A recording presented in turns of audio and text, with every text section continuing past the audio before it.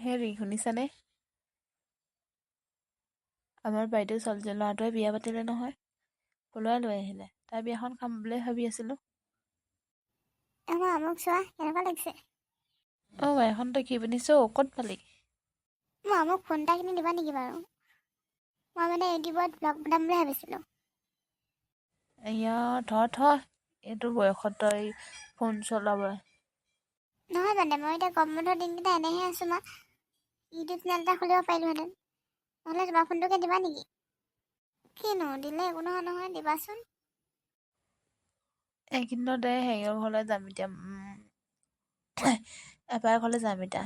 দাদাই বিয়া পাতিলে নহয়, বৰ পালি আৰু। হে? তেতিয়াহ'লে আৰু ভাল আছিলে। মই এটা ভিডিঅ' আমাৰ নতুন বুক দেখাইও কৰিব পাৰিলোহেঁতেন। আজিকালি তেনেকেই ভিডিঅ'বোৰ বনায়। হেল্ল'। মই এনেই চুনুৰ লগত কথা পাতি আছিলোঁ। কি পাতিমনো? তাৰ কিন্তু মোবাইল এটা লাগে ভ্লগ বনাব। মই তহঁতৰ ঘৰলৈ যোৱা কথা কৈ আছিলোঁ। কাইলৈ যাম। ৰিচিপশ্যন দিব লৈছ নেকি? অঁ।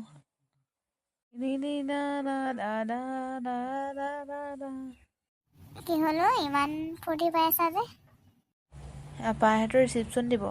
কাইলৈ আমাক যাব খুৱাইছে। খুব ফূৰ্তি কৰিম জাননে? সিয়ে আছিলে, তাৰ বিয়াখনে আছিলে আৰু তইহে আছকে একেবাৰে সৰুৱে হৈ আছ তই। কাপোৰ কানি বান্ধোগে। মই একেবাৰে স্কুল খুলিলেহে আহিম আৰু নতুনবোৰৰ লগত থাকিম।